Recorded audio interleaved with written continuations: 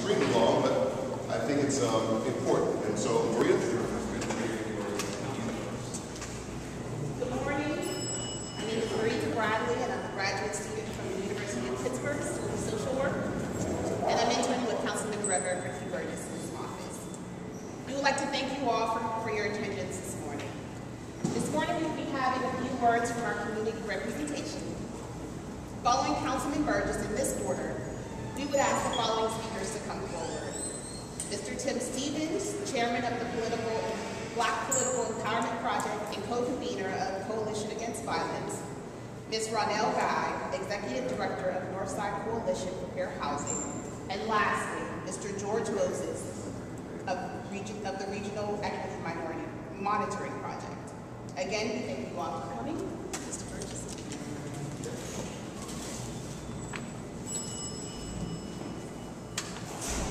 As I've been saying over the last few months, that the city of Pittsburgh deliberately underfunds poor neighborhoods when using CDBG dollars, and that we need a new way in which to calculate and utilize the capital budget to ensure equity in our city. Today we must ensure that Pittsburgh's underfunded communities, single mothers, senior citizens, and working fathers have the resources they need to eliminate crime, to tear down vacant houses, and to better care for the elderly. Today, Council will discuss my capital budget reform legislation, which is an equitable, transparent, participatory process of creating a 6-year capital improvement plan and annual capital budget. My capital budget reform agenda consists of 4 legislative actions. 1, that the city's use of CDBG funds shall provide an increased benefit to CDBG eligible communities.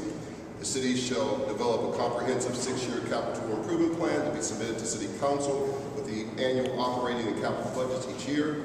3, the city shall establish a multi-departmental capital improvement committee to design the capital improvement plan and annual capital budget. 4, the city shall hold special meetings with registered community groups to present needs pursuant to the capital improvement plan and capital budget. Our poor communities are comprised of people who work and pay taxes. This entitles them to be included in how the city decides to spend its money.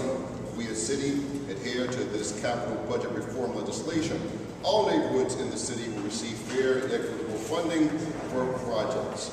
I believe that the promise of America is not the privilege of the few, but the birthright of all who live in the city. Our communities are comprised of people who work hard to pay taxes. Their poverty qualifies for CDBG dollars, but their taxes to the city qualifies them for city dollars. I believe that we can fully fund these communities, we can reduce crime, eliminate vacant houses, and provide better care for our elderly. I am very grateful for this wide coalition of community partners who have come down today to express their support for our legislation, that we can bring the community's voice into council and into this planning process, that all the city, from all the residents of the city and their members can participate in this open, transparent process. Thank you very much. Tim?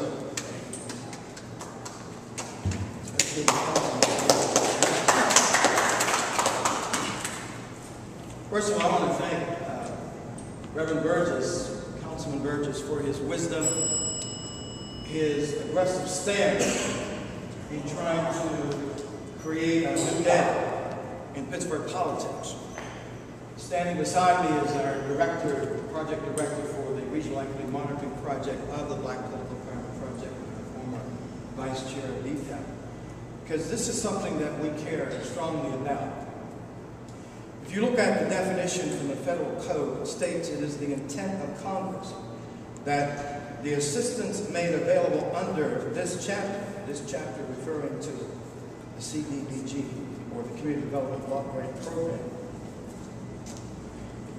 not be utilized to reduce substantially the amount of local financial support for community development activities below the level of such support prior to the availability of such assistance. In other words, the CDBG money is to be used for the low to moderate income neighborhoods.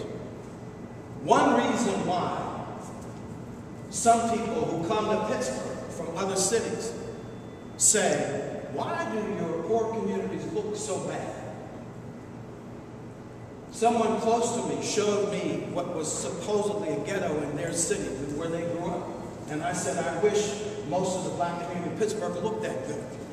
I'm not exaggerating. Maybe the reason why that is because the monies which were allocated for this purpose of supporting low to moderate incomes was not used appropriately. So the legislation being proposed today, and if adopted, will present a new day for Pittsburgh. The 6-year plan, so things aren't just made up on the spot, will provide us a 6-year opportunity to look at what's being done with our city budget. The opportunity for community groups to meet with our legislators is an open opportunity for community participation. So we support all of this. We also will be sharing with council today some principles that our representative will speak about later. Thank you very much.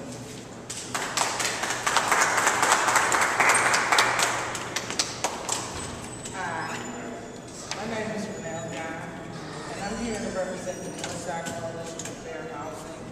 And we represent Perry Hilltop, Central Northside, California Kirkbride, and Perry and Charles Street Valley.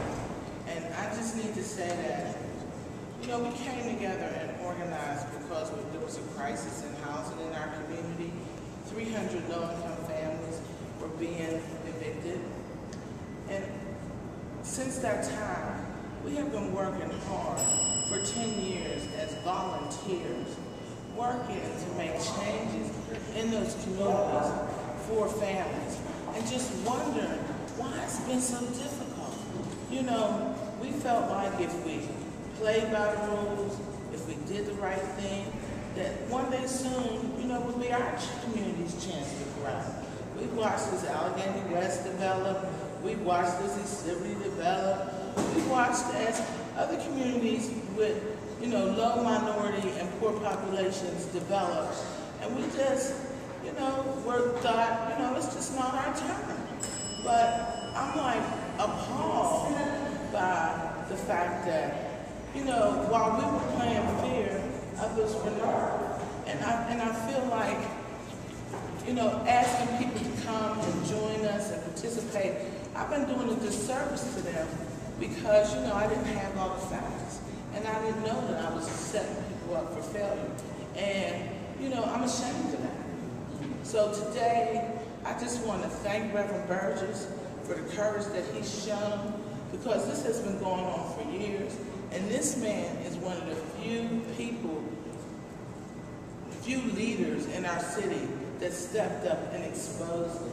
So I say thank you, Reverend Burgess, and, you know, it inspires me to push for this legislation, all of it, so that we can keep working hard and this time show some results. Thank you.